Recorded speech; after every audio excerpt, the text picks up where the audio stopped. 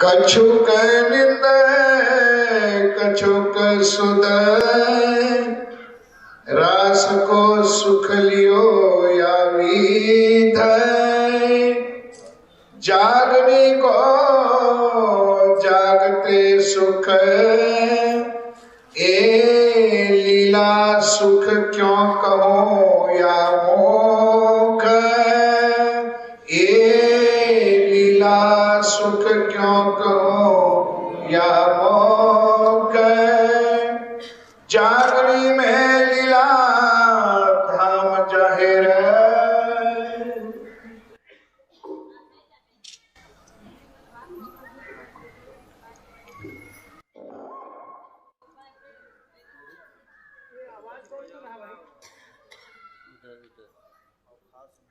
अक्षरधीधाम इस प्रकाशवाणी के अंदर हमें ये पहचान करा रहे हैं कि तीनों ब्रह्मांडों में ब्रज रस और जागरी में लीला कैसे होती है। मैं आपको क्रियात्मक रूप से बता रहा हूं तीनों ब्रह्मांडों में अंतर क्या है संक्षेप में। कल्पना कीजिए आप किसी भी परमात्मा को ले लीजिए। अभी सरकार श्री का जिक्र चल रहा था। जिसकी आस्था हो सरकार श्री पर, सरकार श्री को माने। जिसकी आस्था हो परमात्मा महाराज श्री रामचंद्र दास जी को। चलिए प्राणनाथ जी को ले लेते हैं। हमने जाहिरी रूप से प्राणनाथ जी के स्वरूप को तो देखा नहीं। आप जो भी फोटो देखते हैं वो वास्तव में उनका फोटो नहीं है, वो तो एक राजा का फोटो है। आप मूल स्वरूप राज्य का ही ले लीजिए। आप सोए हुए हैं, उसकी आपके सोने के एक दिन पहले से राज्य ने स्वप्न में आपको कह दिया कि मैं कल तुम्हारे पास आऊंगा, मिलूंगा, तुमसे बातें करूंगा और तुम्हारे घर भोजन करूंगा। तुम भोजन के लिए मेरे लिए थाल बनाकर रखे रहना। आपने विश्वास करके भोजन का थाल सजा कर रख दिया। आप प्रतीक्षा करते करते सो गए। राज्य आए, सचमुच देखा कि आप गहरी निद्रा में सो रहे हैं। आपकी निद्रा को भंग करना नहीं चाहा और उन्होंने आपका रखा हुआ थाल भी खा करके चले गए। आप उठते हैं, सोचते हैं कि राज्य आए तो जरूर भोजन उन्होंने किया है, क्योंकि मेरा दरवाजा घर का बंद था, कोई मनुष्य तो आ नहीं सकता। आप पुनः दूसरे दिन भी वैसे ही करते हैं कि कल तो नहीं खाए, आज खा सकते हैं। थाल आपने रखा। राज्य दूसरी रात भी आए, साक्षात आए, आपके भोजन की थाल खाने लगे। आपको उठाया, आवाज देते हैं, कहते हैं कि आप कहते हैं कि उठ रहा हूं, लेकिन नींद का ऐसा नशा है कि आप देख रहे हैं कि राज्य आए हैं, लेकिन आलस आ रहा है। उठने में थोड़ी सी परेशानी हो रही है, बार बार आंखें खोल रहे हैं। सोचते हैं कि अब उठ जाऊं, मैं राज्य के साथ भोजन करूं तो कितना आनंद लगेगा। राज्य को देख भी रहे हैं, लेकिन निद्रा और आलस इतना हावी है, आपको दबोच लेते हैं और आप खाते खाते पलकें झपक जाते हैं। तीसरा दिन ऐसा होता है कि आप प्रायश्चित करते हैं कि नहीं, अब मुझे 2 दिनों वाली भूल नहीं करनी है। आपने उपवास रखना शुरू कर दिया कि रात को नींद न आए। राज्य के आने से पहले ही सोने का जब समय होता है, सूर्यास्त के समय ही आपने स्नान भी कर लिया कि आज मुझे ये गलती नहीं होने देनी। निश्चित समय पर राज्य आते हैं और देखते हैं कि आप तो बिस्तर पर बैठे ही नहीं, लेटे ही नहीं, दूर जाकर के बैठे हैं, खड़े हैं कि आज मेरा प्रीतम आएगा। और आते ही राज्य यदि आपकी तरफ मुस्कुरा कर देखें और कहें कि चलो आज साथ बैठकर भोजन करते हैं, तो कितना आनंद होगा। तीनों दिन राज्य आपके पास आए। पहले दिन पूरी निद्रा में जब थे तब आए, दूसरे दिन जब आधी निद्रा और आधी जागृति स्वप्न जैसी अवस्था में थे तब आए, और तीसरी बार साक्षात आए। तीनों दिनों का अंतर क्या आपको मालूम हो गया? इन तीनों में जो अंतर है वही अंतर है ब्रज में, रास में और जागृति में। लेकिन भूल क्या हो रही है, हम जागरी को किनारे करते हैं, अब ब्रज के नाम की ढोल पीटते हैं, सब कुछ उसी को मान रखे हैं। तो इससे बड़ी नादानी और क्या होगी? आपो उल्खावी मारा वाला दर्पण दाखो जो प्राण दर्पण सु काम पड़े जारी दे गंगन पानी बात। खटुते में सब कुछ स्पष्ट कर दिया है। ये प्रकाश हिंदुस्तानी का प्रकरण यही कुछ कह रहा है। आज महामती जी के धाम हृदय में वही अक्षरातीत विराजमान होकर लीला कर रहा है जो ब्रजरास में हमारे साथ लीला कर चुका है। लेकिन जागने के प्रमाण में, जागने में क्या लाभ है, आज की चर्चा का वही विषय है। एक सुख सुपन के दूजे जागते जो हो, तीन लीला पहली ये चौथी फर्क के था। ब्रज की लीला, रास की लीला, श्री देवचंद जी के तन से होने वाली लीला स्वप्न के समान है, नींद के समान है। और जो ब्रह्मा जी के स्वरूप में होने वाली लीला है, ये जागने के प्रत्यक्ष सुखों की है। इसमें स्वयं अक्षरातीत हमारी आत्मा के धाम हृदय में अनुभव में आ सकते हैं। यह सुख हमें ब्रज में नहीं था, रास में नहीं था। देवचंद जी के तन से अड़का लीला दिखाई जा रही है। जब चाहे तब यमुना जी का जल मिल जाता है, ब्रज की लीला प्रकट हो जा रही है, रास की लीला प्रकट हो जा रही है, सब कुछ हो रहा है, लेकिन परम धाम का हमें बोध नहीं। आज हम आंखें बंद कर लें, संसार से अपनी नजर हटा लें, तो क्या दिखता है? हौज कोसर दिखता है, मानिक पहाड़ दिखता है, पुखराज दिखता है, नख से सिख तक केवल स्वरूप की शोभा दिखती है। और हमको जरा भी एहसास नहीं होगा उस समय कि हम माया में भी आए। हमको लगेगा कि हम परम धाम में बैठे। इससे बड़ा और सुख क्या होगा? सबसे बड़ी भूल क्या हो रही है? इस फोटो ने गड़बड़ कर रखा है। जो प्राणनाथ जी का फोटो, देवचंद जी का फोटो बनाया जाता है, वो दो राजाओं का फोटो है। उसमें सौंदर्य नहीं होता। संसार की बहिर्मुखी दृष्टि को क्या चाहिए? सुंदरता चाहिए। अब देखें, राजा जनक की सभा में अष्टावक्र जब आते हैं तो किसी ने उनके ज्ञान को नहीं देखा। उनके अंगों को टेढ़ापन और कुरूपता को देखकर सारी सभा ने हंसी उड़ा दी। फिर अष्टावक्र ने उनको कठोर स्वरों में फटकारा था। सुकरात बुद्धि के सुंदर थे, मन के सुंदर थे, शरीर से सुंदर नहीं थे।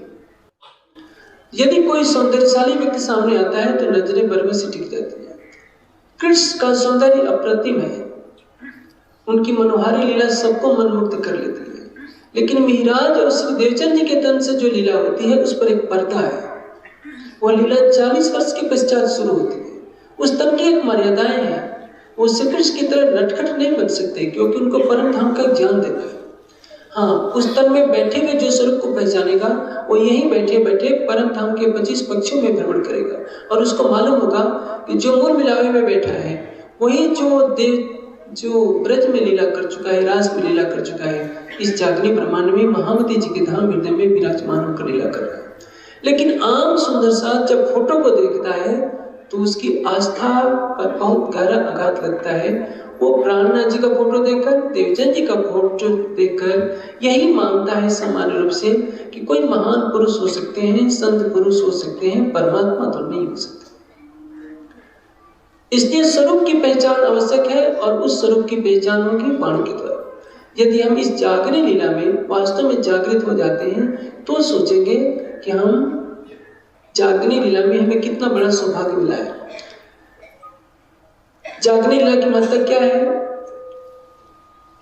सुख हक इश्क के जिनको नहीं सुमार, सो देखन की ठोर इथे जरूर सुख विचार। अक्षरातीत के अनंत सुखों का रसपान करने का सुनहरा अवसर हमें इस जागने के ब्रह्मांड में मिला है। जो अक्षरातीत ने परम धाम में भी हमें सौभाग्य नहीं दिया था। अनाथ काल से परम धाम में रहते हुए हो गए थे, लेकिन अक्षरातीत के हृदय की जो मारिफत की बात है वो कभी भी पता नहीं चल पाई थी। इंद्रावती जी की आत्मा कहती है कि मेरे धाम धनी, मैंने आपके हृदय में डुबकी लगाकर आपके दिल के सागरों को माप लिया है। परम धाम में इंद्रावती जी को यह सौभाग्य प्राप्त नहीं हुआ था कि राज्य के दिल में डुबकी लगाकर उनके सागरों की माप कर सके। हाँ, जो पांचवी भूमिका में लीला होती है वो प्रतिदिन केवल मार्फत की लीला होती है। पांचवी भूमिका में कोई सोता नहीं है। हम समझते हैं कि पांचवी भूमिका में सोया जाता है। सोने का मतलब क्या है? जिस तरह से सोने के बाद हम स्वयं को भूल जाते हैं, उसी तरह से राज्य के मार्फत प्रेम में डूबने के बाद परात्मा अपना स्वरूप भूल जाती है, केवल राज्य रह जाते हैं। उसको इस दुनिया के भाव में शयन लीला कहते हैं। राज्य न सोते हैं, न कभी सखियां सोती हैं, न परम धाम में कभी शयन की लीला होती है। चाहे तीसरी भवन में दोपहर के भोजन के बाद की जो पौड़ने की लीला होती है, वहां भी कभी पौड़ा नहीं जाता। वो माया की दुनिया नहीं है कि भोजन के बाद नींद आने लगती है तो राज्य पौड़ते हैं। वो तो हमारी माया की बुद्धि समझ सके इसलिए कहा जाता है। हर पल परम धाम में जागृति है, जहां जागृति है वहां शयन हो ही नहीं सकता। इसलिए इंद्रावती की आत्मा सहित सभी आत्माओं ने राज्य के दिल के मारिफत में तो प्रवेश किया था, लेकिन राज्य ने अपने दिल का भेद नहीं बताया था। जागने के ब्रह्मांड में उन्होंने अपना भेद बताया। इसलिए ये तीन ब्रह्मांड में जो ऐसी वीर होशी कब, इन तीनों में ब्रह्मलीला हुई, ब्रजरास और जागने गई। तीनों में ब्रह्मलीला होती है और ब्रह्मलीला करने वाला कौन है? परब्रह्म। इस अवस्था में जो महामती जी के धाम में लीला कर रहा है वो स्वयं अक्षरातीत है। हमें स्वरूप की पहचान करनी है, न कि रूप की पहचान करनी है।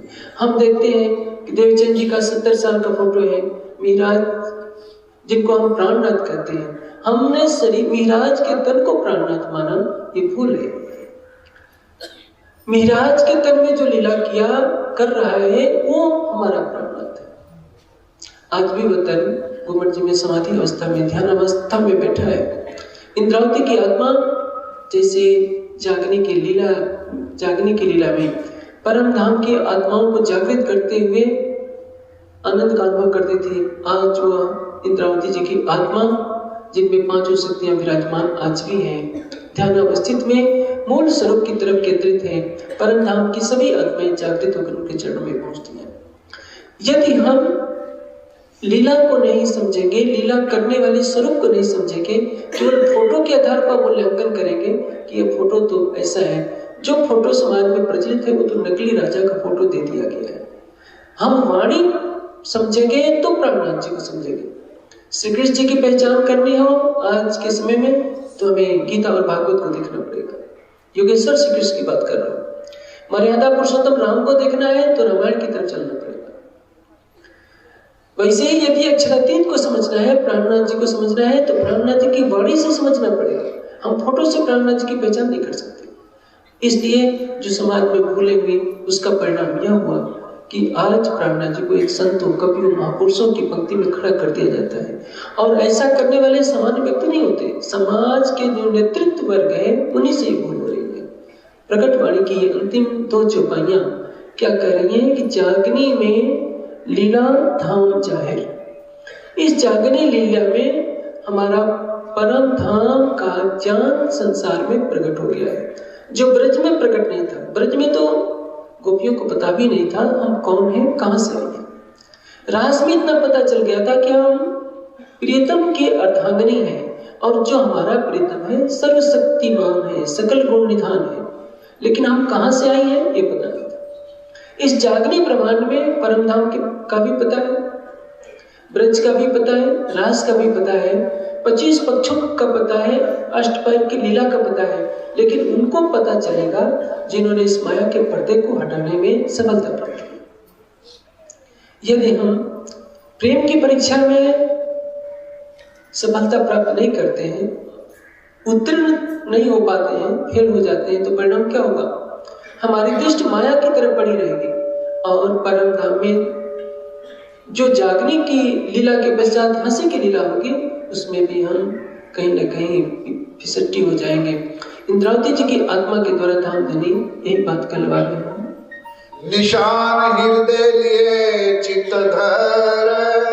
और परम धाम का निशान क्या है?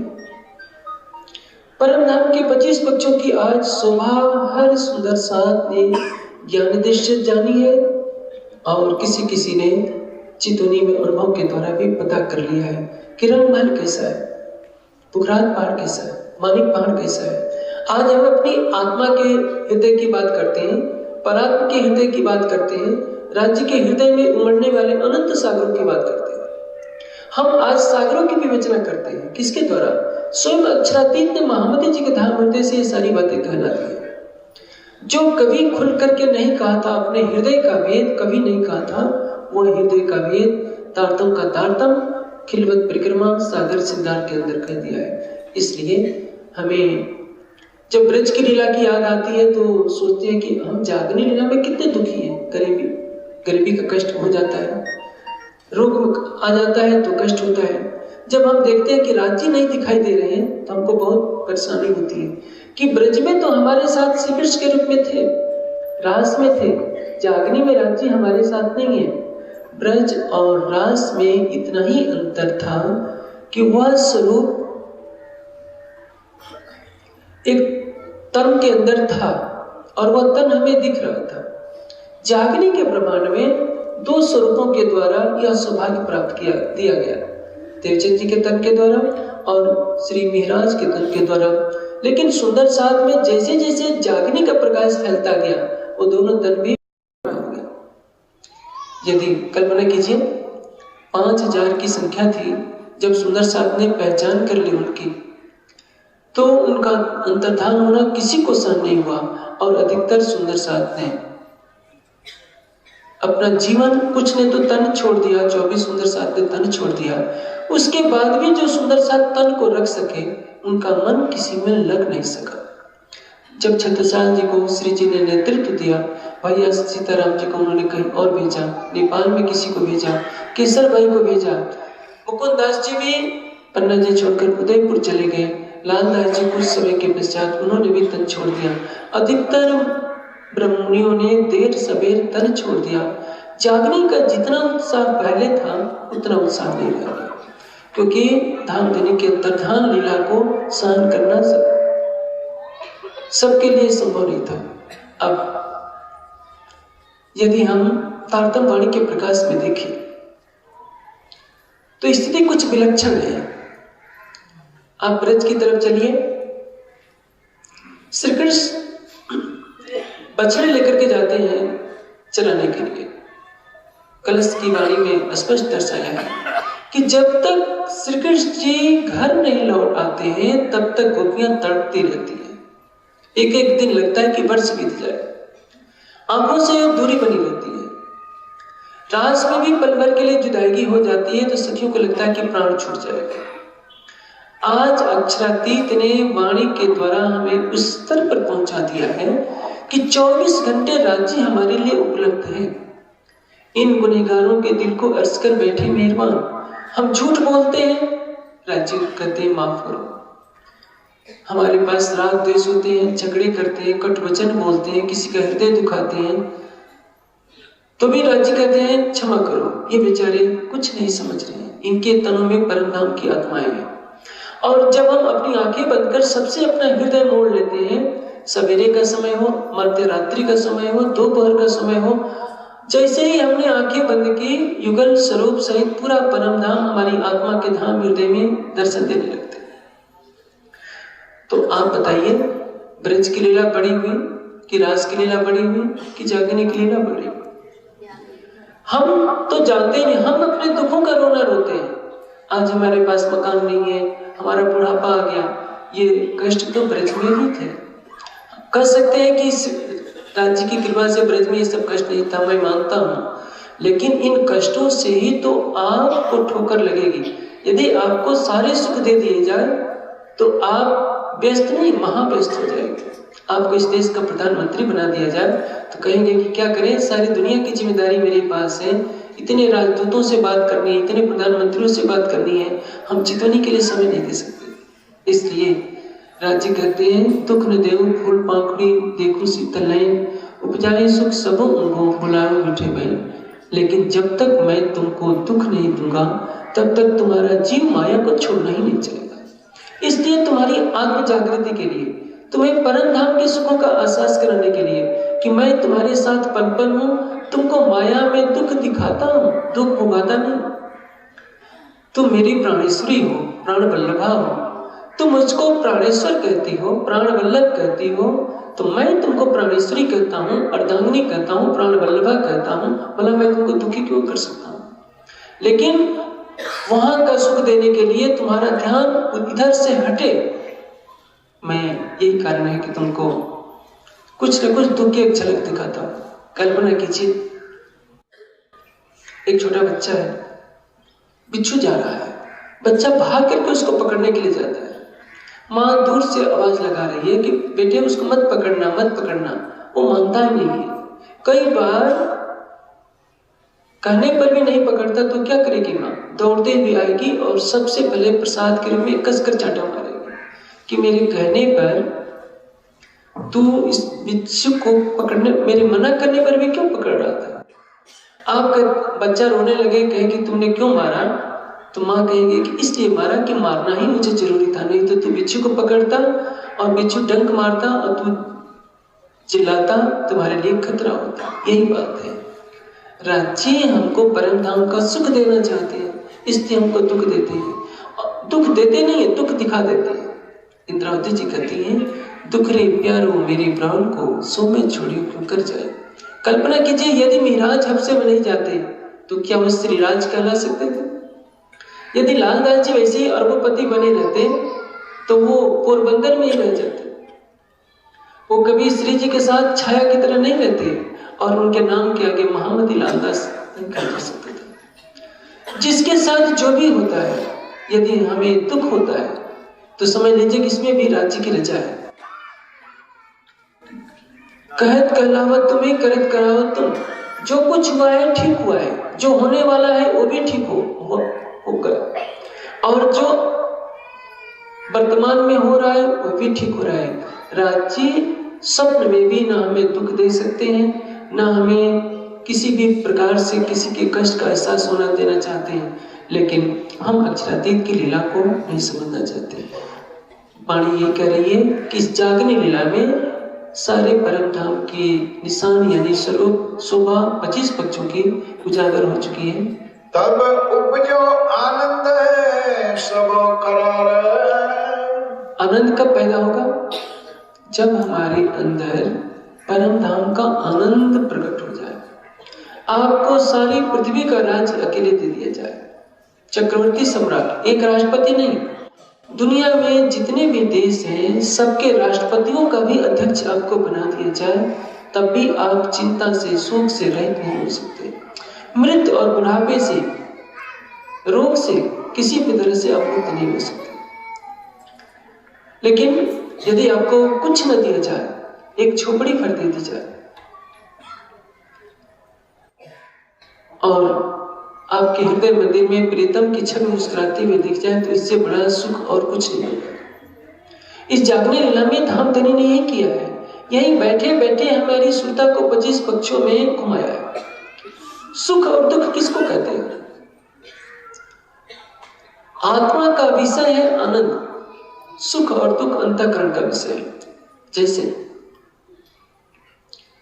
किसी के पास किसी वस्तु का अभाव होता है तो जो ज्ञानी है मुस्कुराते हुए छीन लेता है, जो अज्ञानी है वो दुखी होता है, रोना पिटना शुरू कर देता है। एक सेठ जी थे,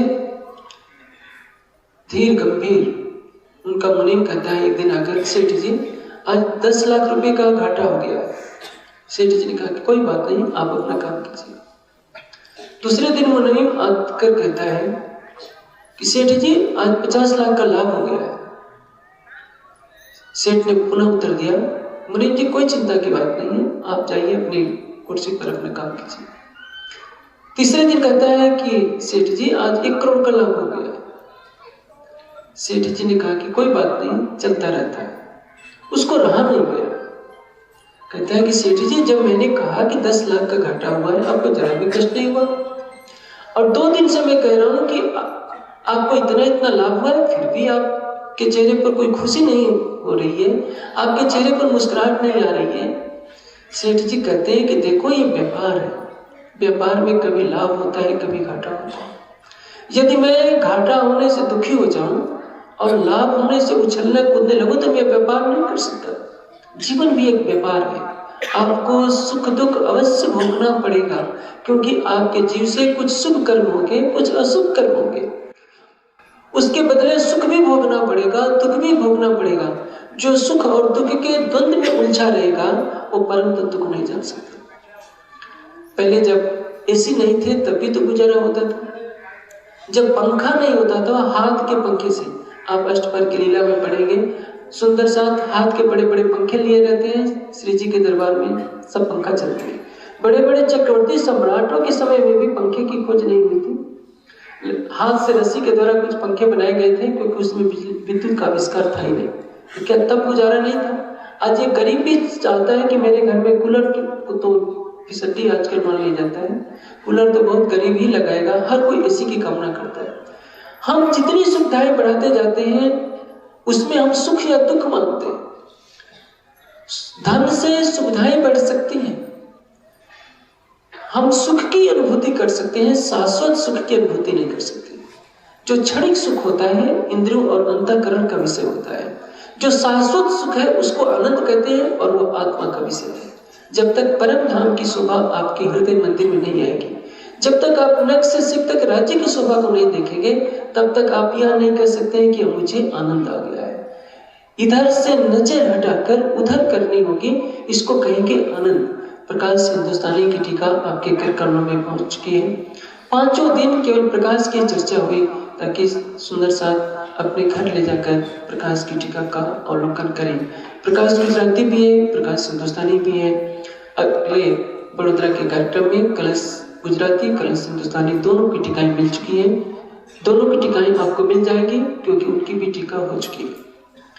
अब सुंदर साथ पर निर्भर करता है कि हम वाणी के गहन ज्ञान में कितने डुबकी लगाते हैं। अब केवल सनद, खुलासा, मार्फत सागर, क़यामतनामा, ये 4 किताबें ही शेष हैं।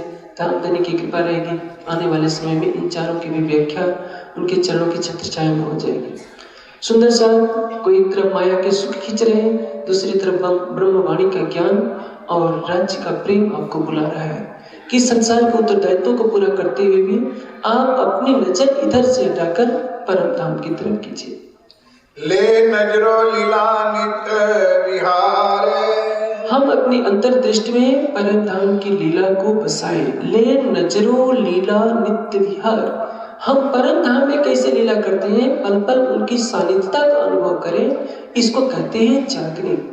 इत ही बैठे कर जागे धाम, ये बहुत महत्वपूर्ण चौपाई है। इत ही बैठे, हमारे समाज की एक विचारधारा कहती है कि नहीं,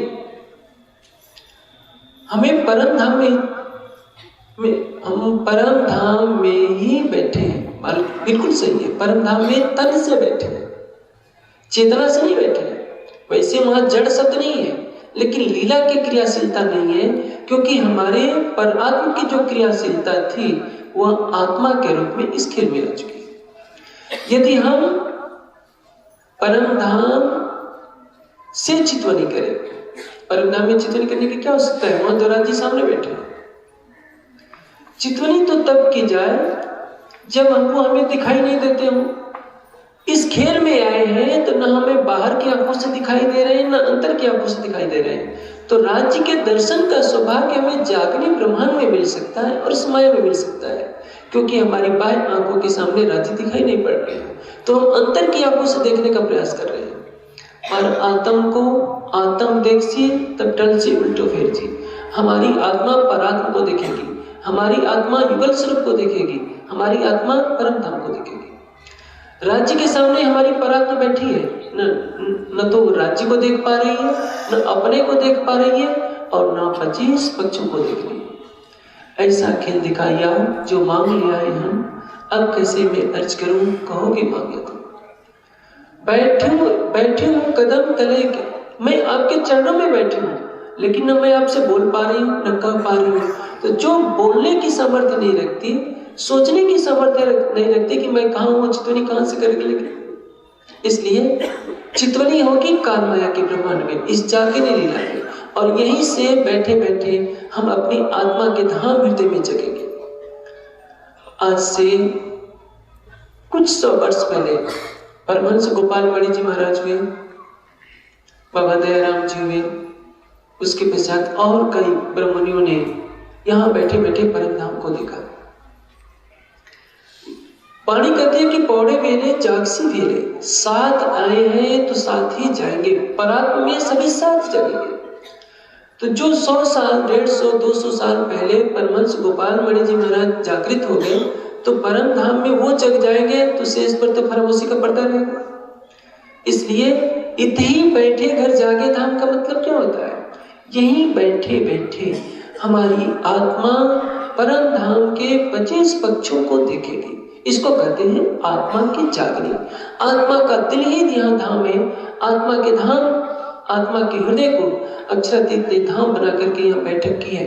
ब्रह्मवाणी का प्रकाश मिलेगा तो जीव का हृदय उस प्रकाश से प्रकाशित होगा। उस ज्ञान को लेकर वो विरह में तड़पेगा। परिणाम यह होगा कि वो चितवनी की राह पर चलेगा।